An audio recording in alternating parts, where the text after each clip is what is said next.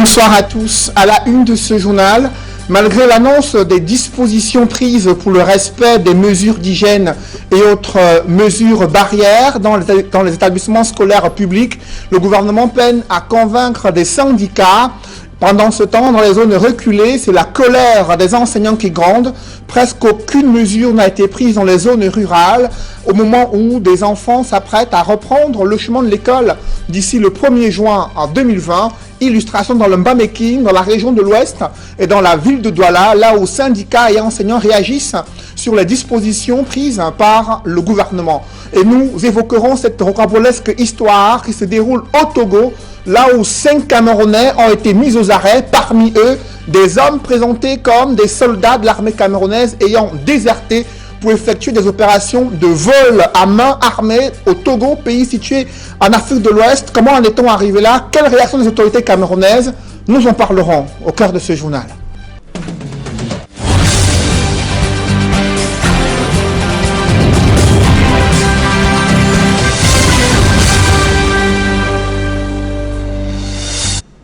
Merci de suivre cette édition complète de l'information sur Equinox Télévision. Encore un incendie à la prison centrale de Douala, vous allez le voir en image, les flammes sont apparues dans les dortoirs, sémant la panique dans le pénitencier, un risque élevé de propagation des flammes qui a poussé les sapeurs-pompiers à intervenir pour maîtriser le feu durant l'après-midi. Selon un premier bilan, plusieurs prisonniers ont été brûlés au 3e degré. Des soldats du feu font partie également des blessés, selon un bilan officiel. Et les autorités se sont mobilisées, vous le voyez en image, des détenus qui s'inquiètent du sort qui pourrait être leur réservé si ces flammes venaient à se répandre dans l'ensemble du pénitencier. Elles ont été maîtrisées, ces flammes, en fin d'après-midi à la suite d'une intervention des soldats du feu. Les autorités camerounaises, notamment administratives, sont descendues sur les lieux. Je vous propose de suivre l'intervention du gouverneur du littoral, Samuel Dieudonné Ivadibois. De parler de la sécurisation, il faut d'abord dire qu'est-ce qui s'est passé. Et donc, nous avons tous été alertés d'un incendie qui s'est déclenché dans un dortoir au niveau de la prison centrale de Douala. Et pendant que, n'est-ce pas, le feu gagnait en intensité, nous avons fait appel à toutes nos formations en matière de lutte contre l'incendie. Donc tous les sapeurs-pompiers se sont donc donné rendez-vous ici et les forces de maintien de l'ordre et les autorités qui sont là. Donc il a été question d'amener les prisonniers à se rabattre du côté opposé à l'incendie. Et pendant que, n'est-ce pas, les flammes étaient ainsi agressées par les jets d'eau, une poignée, n'est-ce pas, de prisonniers a jugé de monter sur la barrière, menaçant ainsi d'escalader et peut-être de chercher à s'échapper. Nous avons donc pris des mesures de sécurité en ce sens que une ceinture de sécurité s'est faite autour du pénitencier. Pendant ce temps, les mêmes prisonniers excités étaient sensibilisés à ne pas aller, n'est-ce pas, face au danger qui était un second, celui de vouloir, n'est-ce pas, sauter de la barrière, peut-être de se fracturer les jambes. À l'heure où je parle, ils sont tous redescendus la barrière et sont, n'est-ce pas, en train de faire une causerie avec les responsables pénitentiaires. Donc je crois que la situation est sous contrôle et nous allons pouvoir régler. Je veux déjà dire que 3 blessés brûlés graves ont été ainsi transportés à l'hôpital, pendant que 2 blessés étaient en observation au niveau des ambulances des équipes de secours. Donc globalement la situation est ainsi faite. Merci. C'est un bras de fer entre des commerçants et la communauté urbaine de Douala sur l'application des exonérations fiscales octroyées aux acteurs économiques dans le cadre des mesures d'accompagnement pour la lutte contre la propagation du Covid-19 au Cameroun. Selon un communiqué des autorités de la ville de Douala, certains commerçants sont exclus de ces exonérations fiscales, ce que contestent les dits et commerçants qui se plaignent d'être victimes de paiements, d'être contraints de payer d'autres droits de place et autres impôts libératoires. Pourtant, il n'en est rien selon les nouvelles dispositions fiscales visant à soutenir les opérateurs économiques dans le cadre des effets de la crise sanitaire. Des précisions dans ce reportage que signe Jean-Paul Chouniat. Au marché central de Douala, la grande mairie de la ville continue de collecter l'impôt libératoire et les droits de place auprès des commerçants. Pourtant, le 30 avril dernier, le Premier ministre Joseph Diongouté annonçait des exonérations pour ses contribuables au titre du deuxième trimestre. Déjà, nous sommes entrés même dans un mois, mais même les 2 mois, vous ne nous laissez même pas. Vous venez casser en plus nos tables. Qu'est-ce que ça veut dire? On n'a jamais eu ce qui se passe maintenant, on n'a jamais eu. Ils nous obligent de payer. Presque tous ces commerçants ont été menacés et forcés de s'acquitter de leurs obligations fiscales du mois de mai. Ils ont dit que si on ne paye pas, ils vont détruire toutes nos choses. Donc ils m'ont forcé, j'ai payé cette quittance. Ils passent seulement, ils disent que payer les places. Quand on dit que non, le ministre a dit de ne pas payer, ils nous disent viens, ils passent. Et puis le matin, vous venez seulement trouver que c'est scellé. Nous, on a fait le dû pour le mois de mai ici, là. Sachant que nous, on nous avait déjà prévenu qu'on ne devrait pas payer. Mais quand tu ne payes pas le matin, tu viens trouver qu'on a doublé, ils ont doublé le cadenas sur nos portes. Dans ce cafouillage, le maire de la ville, dans un communiqué du 11 mai dernier, spécifie les bénéficiaires de l'exonération fiscale décidée par le gouvernement. Roger Victor Mbassadine précise noir sur blanc que seuls les petits revendeurs de vivres frais journaliers, sans comptoir, sont exempts de droits de place. Conséquence, tout étal exposant la moindre tomate, une gousse d'ail, doit payer. Et les contribuables sommés de payer veulent savoir à qui profite au finish l'exonération de l'impôt libératoire et les droits de place décidés par Paul Biya. Le percepteur nous a expliqué que la note c'était pour les Bayam Selam. On leur a demandé si nous ne sommes pas les Bayam Selam. Il nous dit que c'est pour les quittances de 500 francs. On leur a demandé qu'est-ce qu'on connaît les quittances de 500 francs. Alors que les Bayam Selam, c'est vraiment nous au marché. Si le chef d'État a dit pour une certaine mesure de personnes, nous on aimerait aussi qu'il nous explique pour ces gens de personnes qui sont habilitées à vouloir payer ces droits de place. Sur cette question sans réponse précise, nous requérons l'avis d'un fiscaliste. D'entrée de jeu, l'exonération bénéficie à tous les commerçants soumis à l'impôt libératoire et autres taxes communales. Ils n'ont pas respecté l'esprit de la loi. Ça, je peux le dire. Parce que s'il fallait respecter l'esprit de la loi, tous les commerçants seraient concernés. On n'a pas spécifié dans les instructions du Premier ministre ceux qui doivent être exonérés ou pas. On a spécifiquement parlé de l'impôt libératoire et de ceux qui vendent et qui achètent. Et nous convenons qu'il s'agit des commerçants. Pour cet expert en fiscalité, sans une circulaire du gouvernement, l'interprétation de la mesure présidentielle pourrait donc aller dans tous les sens. Il aurait fallu que le gouvernement élabore une autre circulaire pour pouvoir spécifier exactement qui sont concernés par cette mesure-là. Parce que, comme vous pouvez le savoir, d'après le Code général des impôts, l'impôt libératoire se paie en 4 catégories. Et tous ces commerçants, privés de l'exonération fiscale du deuxième trimestre avril, mai et juin, crient à l'injustice et appellent à un arbitrage de Paul Biya pour mettre fin, une bonne fois pour toutes, aux arnaques et harcèlements des agents véreux de la communauté urbaine au marché central de Douala.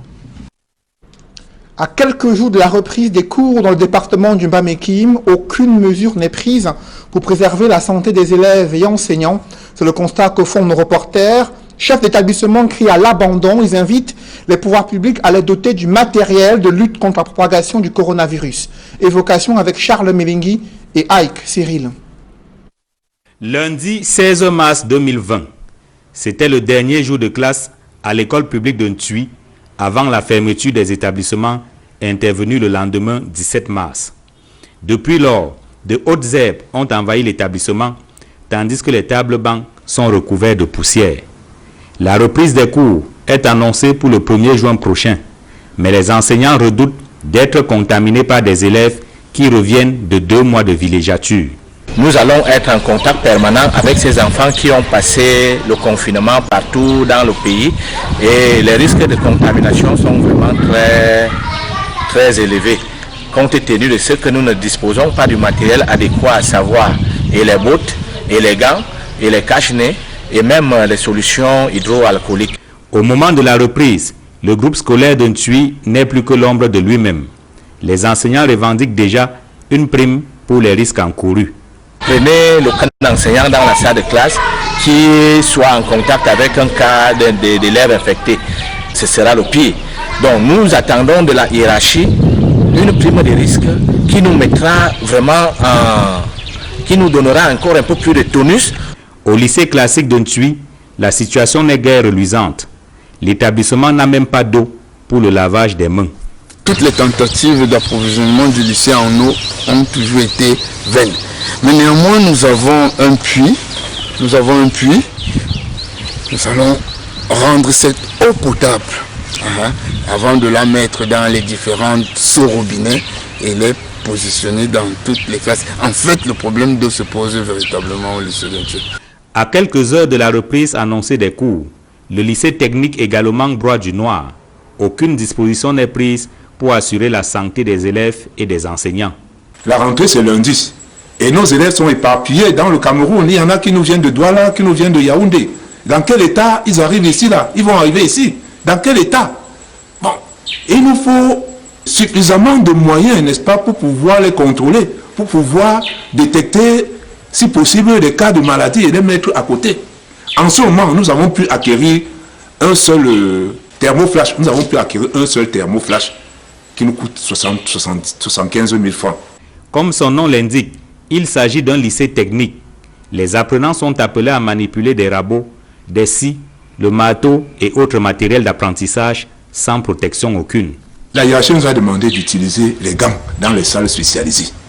Alors, est-ce qu'on nous a mis les moyens pour pouvoir utiliser ces gants? Bon, j'espère que les parents, les élèves, les enseignants, n'est-ce pas, de ces disciplines vont prendre toutes les dispositions. Parce que nous n'avons pas suffisamment, nous n'avons plus suffisamment de moyens. Nous sommes en fin d'exercice budgétaire dans nos établissements. Ces doléances du personnel enseignant des établissements primaires et secondaires de Ntui sont portées devant les autorités administratives du département d'Umba Mekim par le délégué des enseignements secondaires. Je voudrais que ces débats sanitaires soient préservés quand nous reprendrons l'école probablement lundi premier jour. C'est une prière. Au cours de la séance de travail qui a suivi, le préfet d'Umba Mekim a tout simplement exhorté les uns et les autres à faire preuve de vigilance dès la reprise des cours le 1er juin prochain. Dans le département Mungo, c'est sensiblement la même inquiétude. Des surveillants généraux des lycées ont dénoncé l'attitude du gouvernement qui maintient la rentrée du 3e trimestre pour le 1er juin sans avoir donné des moyens suffisants à ces chefs d'établissement et autres surveillants généraux pour protéger les enfants du coronavirus et protéger le personnel enseignant. Ces surveillants généraux militent pour les examens officiels en tenant compte du programme scolaire déjà couvert pour les premiers et deuxièmes trimestres. Ils se sont exprimés ainsi lors d'un briefing sur les mesures à prendre lors de la rentrée du 3e trimestre concernant la pandémie du coronavirus. D'autres détails avec Jacques Molon et Sylvestre Hippolyte Zangaou. Masque au visage, assis séparés d'une bonne distance, les suivants généraux qui exercent dans l'établissement scolaire du département du Mungo prennent des notes, un personnel du corps soignant, les outils sur les mesures à prendre dès le 1er juin à la reprise des cours pour protéger leurs élèves ainsi que même du coronavirus. S'ils adhèrent à l'initiative, ces suivants généraux affirment que quoi qu'il arrive, ils seront exposés, le gouvernement n'ayant pas pris les mesures nécessaires pour leur protection. Les suivants généraux sont superbement exposés, puisque la charge du contrôle revient exclusivement à eux et ils sont exposés à la mort. Un grand travail supplémentaire parce que tous les jours tu dois être en train d'inventorier toutes les températures que tu as prélevées tout le long de la journée. Tous les enfants qui sont passés, tu dois être au portail. Et ce travail qui leur est réservé devrait être celui des médecins. C'est un boulet dans nos chaussures. Parce que la majorité des établissements publics n'ont pas d'infirmerie, et malheureusement. Et vous voyez que nous, les surveillants généraux, nous venons en sapeur-pompier parce qu'en fait, il ne revenait pas à nous de faire ce travail parce que nous ne sommes pas préparés pour le faire. Nous sommes des enseignants, ceux qui sont chargés de transmettre le savoir et non de soigner. Mais maintenant, on se transforme en sapeur-pompier.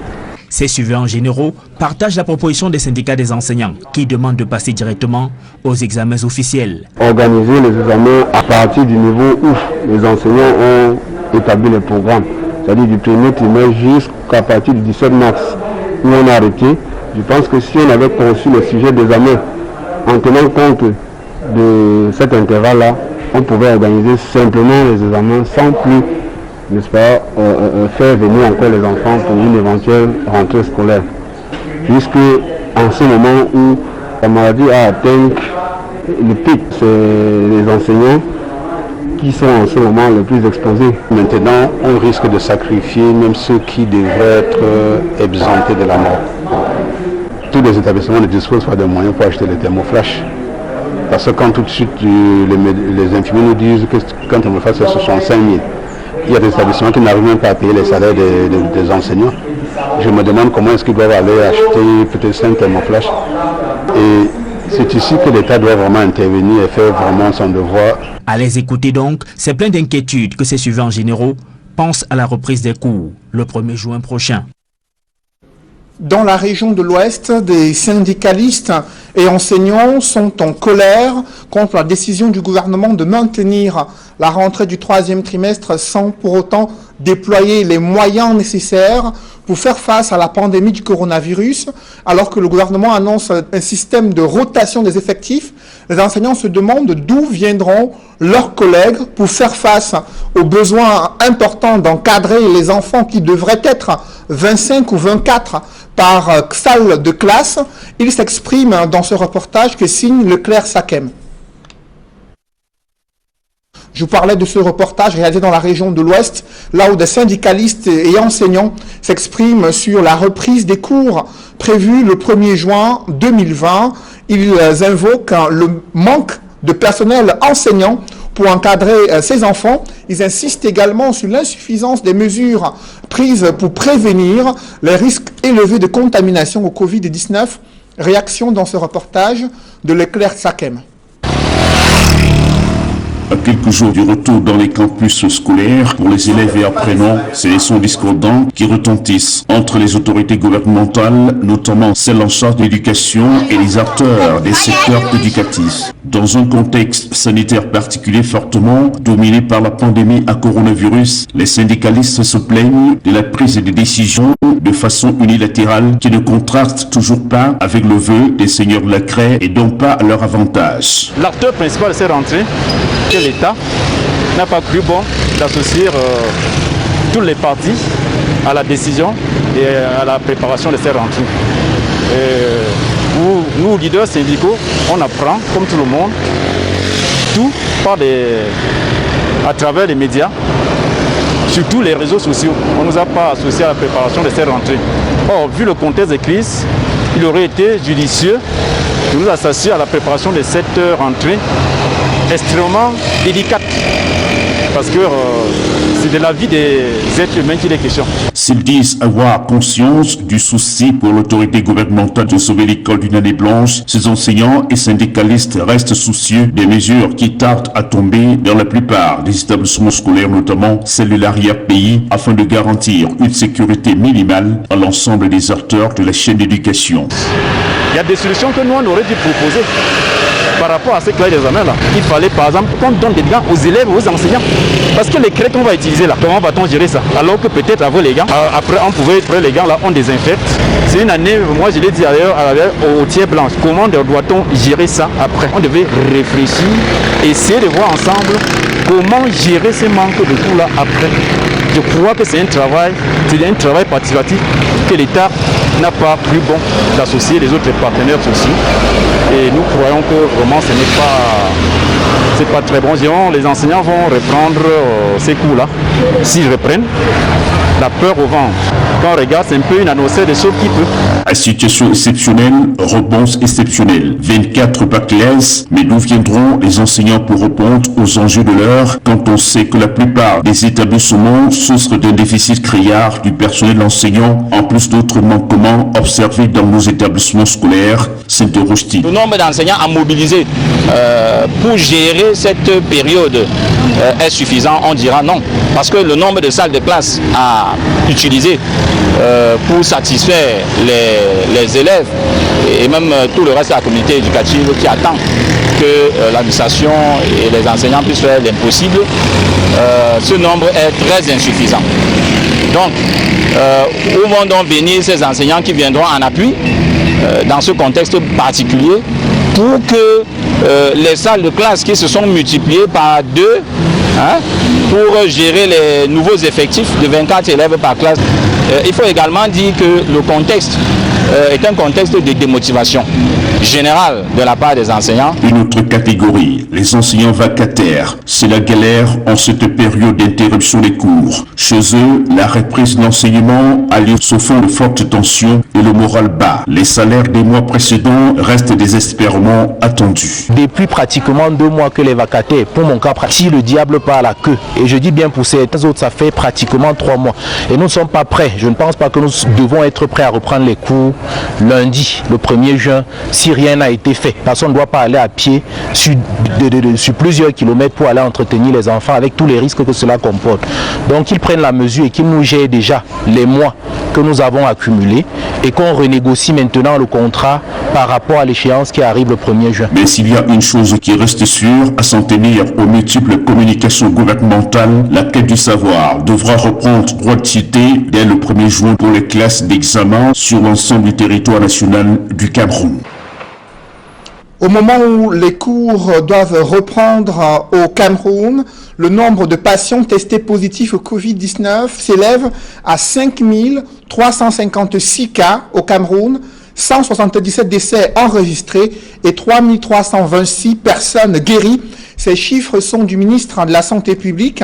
Madaouda Malaché les a présentés au chef du gouvernement lors d'un conseil de cabinet tenu ce jour à l'immeuble Étoile. Il précise que cette multiplication des cas positifs est due au relâchement observé dans l'application des gestes barrières, la dissimulation des personnes infectées et l'admission clandestine des malades dans les formations sanitaires non habilitées à traiter des personnes atteintes du coronavirus. Malgré cette progression de la maladie, le ministre de la Santé publique affirme que la situation est sous contrôle.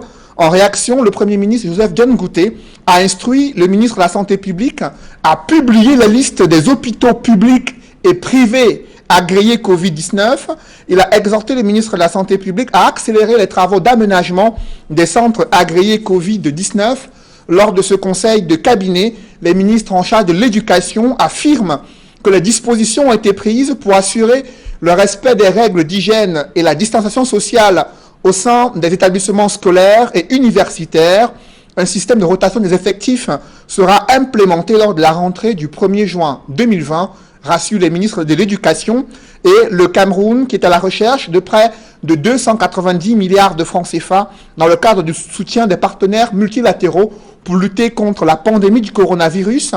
Et selon ce conseil de cabinet, 2 contingents de Camerounais ont déjà été rapatriés, soit 1525 personnes. Un 3e contingent de plus de 1000 personnes est annoncé et ces Camerounais qui sont à l'étranger sont en train d'être identifiés, selon le ministre des Relations extérieures, qui s'est exprimé ainsi lors du conseil de cabinet présidé par le chef du gouvernement, le Premier ministre, Joseph John Gouté. Alors qu'au Cameroun, c'est le Premier ministre qui fait le point sur la situation sanitaire. En République de Côte d'Ivoire, le président Alassane Dramane Ouattara a présidé ce jeudi une réunion de Conseil national de sécurité qui s'est penché sur la crise sanitaire. Le Conseil national de sécurité en Côte d'Ivoire a passé en revue la situation économique, sanitaire et sociale de la Côte d'Ivoire et l'impact de la maladie à coronavirus. Et ce conseil a décidé de proroger certaines mesures qui avaient déjà été prises. Il s'agit notamment le maintien de l'état d'urgence, le maintien de l'isolement de Grand Abidjan, également le maintien de la fermeture des bars et autres lieux de réjouissance, et le maintien de la fermeture des frontières terrestres, maritimes et aériennes, ceci jusqu'au 14 juin 2020, décision du Conseil de sécurité en Côte d'Ivoire, présidée par le président de la Côte d'Ivoire, Alassane Dramane Ouattara. Et parlons toujours de la Côte d'Ivoire pour préciser ces nouvelles concernant l'ex-président Laurent Gbagbo et Charles Blé Goudé, la décision de la Cour pénale internationale qui a décidé de réduire, d'alléger les dispositions, les conditions de mise en liberté provisoire. Les deux hommes ne seront plus empêchés de se déplacer en dehors des limites de la municipalité dans laquelle ils résident.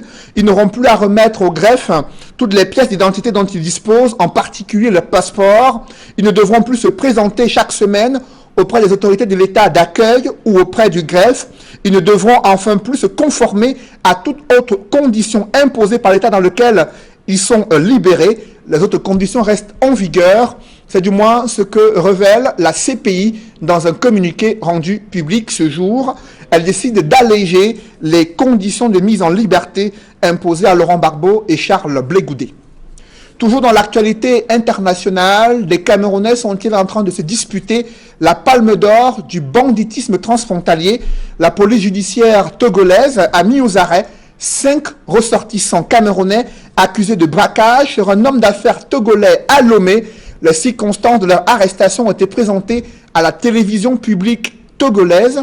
Selon la police judiciaire de ce pays, des ex-soldats de l'armée camerounaise se trouvent parmi les présumés membres de ce gang. Ils auraient déserté l'armée pour s'aimer la terreur dans la sous-région d'Afrique de l'Ouest. Au cœur de l'affaire, de fortes sommes d'argent extorquées au fil de leur sale besogne entre le Cameroun et le Togo. Je vous propose d'écouter à cet effet l'un des commandants togolais qui a mis la main sur ce gang de Camerounais qui s'aimait la terreur au Togo, en Afrique de l'Ouest. Le 25 avril dernier, 5 malfrats, armés de 2 pistolets automatiques et à bord d'une voiture, ont pris en filature un homme d'affaires togolais qui était au volant de sa voiture de grosse cylindrée. Ils ont suivi ce dernier jusque dans l'enceinte du centre Saint-Jean de la Salle à Kakaveli, où ils ont pointé leurs armes sur lui et lui ont intimé l'ordre ferme de descendre de sa voiture. La DCPJ réussit à localiser les suspects lors de la perquisition de leur domicile. Les enquêteurs retrouvent et saisissent 2 pistolets automatiques, dont un de marque Tokarev avec son chargeur garni de 6 cartouches de calibre 9 mm.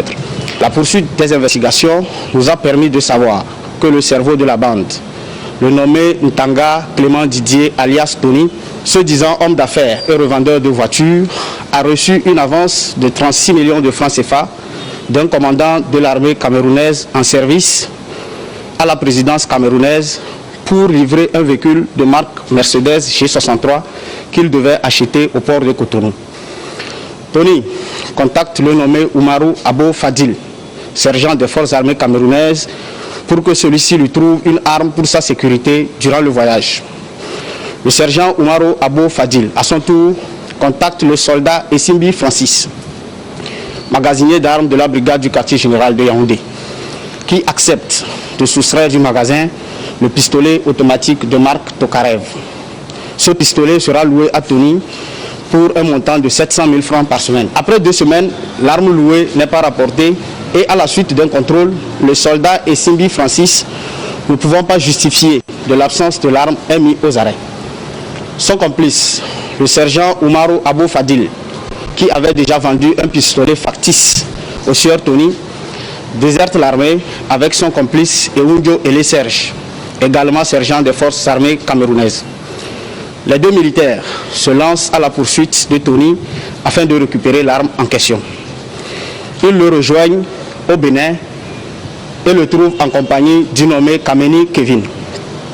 Ce dernier réussit à les convaincre de venir au Togo pour commettre des braquages en ciblant une voiture, une Mercedes G63 ou tout autre véhicule de grosse cylindrée année 2018 ou 2019. Et vous avez suivi le commandant qui fait des précisions sur les circonstances de ce braquage au Togo concernant des militaires camerounais et les services compétents de l'armée camerounaise confirment l'existence de ces 2 déserteurs de l'armée. Et Simbi Francis, accusé d'avoir fait disparaître une arme le 3 février 2020, a été déféré devant le tribunal militaire le 11 mars 2020. Le soldat Abo Oumarou, déserteur depuis le 23 mars 2020, est également poursuivi devant le tribunal militaire pour violation des consignes et désertion. Les services compétents de l'armée camerounaise suivent ce dossier depuis la disparition de l'arme à feu le 3 février 2020. C'est du moins ce qu'elles ont fait savoir à Equinox Télévision. Et le cerveau de ce gang a tenu à s'expliquer devant la télévision publique togolaise sur les motivations de ces braquages à Lomé, la capitale du Togo. Je vous propose de l'écouter. Je suis venu au Togo, j'ai rencontré plusieurs responsables pour acheter des voitures. Et je suis même en démarche, ils ont pris mes téléphones, ils ont pris la peine de vous savez tout ce que se disait. Mais la pandémie nous a bloqués sur le territoire. Je tiens à souligner qu'on n'est jamais venu ici pour faire quoi que ce soit comme un mal. Mais on a été obligé à une situation, le coronavirus nous a bloqués sur place. On a eu une seule et mauvaise intention. On a tenté d'arracher l'argent au monsieur, ce qui n'était pas pour nous, quoi. Donc, on n'aurait pas l'intention de l'arracher la voiture, de le faire quoi que ce soit. Parlons à présent des actions de l'Union camerounaise de brasserie, entreprise citoyenne qui continue sans relâche de mettre en œuvre sa politique d'engagement auprès des populations en ces temps de crise sanitaire. C'est encore une fois de plus la distribution d'eau minérale qui est concernée, une initiative très bien accueillie par les populations des quartiers où l'accès à ce précieux liquide est difficile. L'eau minérale Madiba venant de l'Union camerounaise des brasseries mise à la disposition gracieusement auprès de ces populations. Reportage. Se laver les mains régulièrement avec du savon est l'une des mesures barrières phares des précautions à prendre pour se prémunir du Covid-19. L'Union camerounaise de brasserie UCB continue de jouer sa partition pour le respect des mesures gouvernementales visant à barrer la voie à la propagation du Covid-19 sur le sol camerounais. C'est ainsi qu'à travers une action citoyenne régulière et récurrente, UCB a entrepris de distribuer de l'eau minérale aux populations de différents quartiers de la ville de Douala. Cette initiative, surtout en ce moment de temps difficiles, avec la pandémie coronavirus, nous sommes juste en train de s'approvisionner pour une eau potable qui donne encore plus de courage et de force pour mieux juguler la pandémie. Et c'est une très bonne chose pour UCB. On sent que UCB est à côté des populations. Je tiens à remercier gracieusement l'UCB, Union camerounaise de brasserie, pour l'initiative prise concernant la distribution de l'eau dans tous les quartiers de Nouvelle, notamment le quartier Ngangué. Cette initiative, très bien accueillie par les populations, aidera les habitants à avoir une eau potable pour lutter contre les maladies hydriques. Cette initiative de UCB est extrêmement importante, d'autant plus que nous avons des zones enclavées dans notre quartier où il n'y a pas d'eau potable et où les gens puissent de l'eau dans les puits, ce qui vient fragiliser encore leur état de santé. Je voudrais dire merci, infiniment merci à la société Union camerounaise de brasserie pour cet acte citoyen. Donc, à travers ce geste, la société UCB continue par confirmer que c'est une société qui accorde beaucoup d'attention aux différentes populations au Cameroun. Il est à noter que les 4 citernes d'une contenance chacune de 26 000 litres d'eau minérale Madiba sillonnent sans relâche les artères des zones de la ville de Douala depuis plusieurs mois où l'accès à l'eau est difficile pour distribuer ce précieux liquide. Je remercie la société UCB pour tout ce qu'ils ont fait pour nous. Déjà avec l'eau qu'ils nous procurent pour laver les mains et boire et se laver aussi avec durant cette période de maladie. Nous sommes très contents, la population de Mambanda vous remercie énormément pour tout ce que vous avez fait pour nous et que nous soyons protégés, comme depuis nous sommes protégés parce que nous buvons le Madiba Je remercie la société UCB et je remercie aussi Madiba. Nous sommes fiers de voir UCB garé et nous distribuer. Nous sommes très fiers. C'est très gentil de le faire vraiment. C'est super de le faire. Et où dans quel quartier Mabanda? Nous sommes très ravis. Ce que vous faites vraiment, c'est une grâce. Et de voir faire comme ça dans un autre quartier, vraiment, ce quartier est béni parce que c'est tout le temps que vous nous distribuez de l'eau. Je tiens vraiment à les remercier et les encourager dans tout ce qu'ils font pour le professeur Edouard 5e, en particulier Bonanga. Donc vraiment un grand merci pour l'Union camerounaise de brasserie. Je suis comblé de joie. Vraiment, c'est pour la toute première fois que je vois ça, que tout le quartier est sorti, c'est ravitaillé en eau Madiba. L'Union camerounaise de brasserie, entreprise engagée dans le soutien à la lutte contre l'expansion du Covid-19 et plus généralement au soutien à ses concitoyens, continue ainsi son œuvre en augmentant les moyens mis à disposition et surtout l'échelle géographique de couverture en faveur des zones où le stress hydrique est plus élevé qu'ailleurs. Mesdames, Messieurs, c'est la fin de ce journal. Merci de l'avoir suivi. Juste après cette édition de 20h, retrouvez Serge Alain Otto et ses invités pour le débrief du journal sur le plateau d'Equinox Soir. Serge Alain.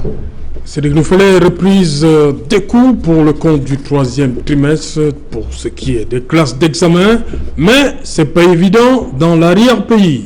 Notamment dans le département du Mbamekime, là où vous avez rencontré plusieurs chefs d'établissements scolaires publics. Ils ont fait savoir qu'ils ne disposent d'aucun matériel pour faire face à cette pandémie du coronavirus et au risque élevé de contamination au Covid-19.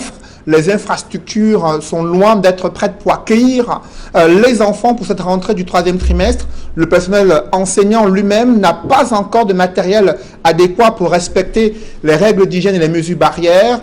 Même préoccupation dans le département du Mungo et dans plusieurs localités situées dans la région de l'Ouest. Là-bas, syndicalistes et enseignants sont très inquiets. Les dispositions prises par le gouvernement sont loin de les rassurer. Tout le monde appréhende la rentrée du 3e trimestre prévue le 1er juin prochain. Voilà, madame, monsieur, c'est dans l'essentiel. Equinox Soir, deuxième partie. Bonne soirée à vous, Cédric. Bonne soirée à vous, Serge Alain. Rendez-vous lundi. 20h.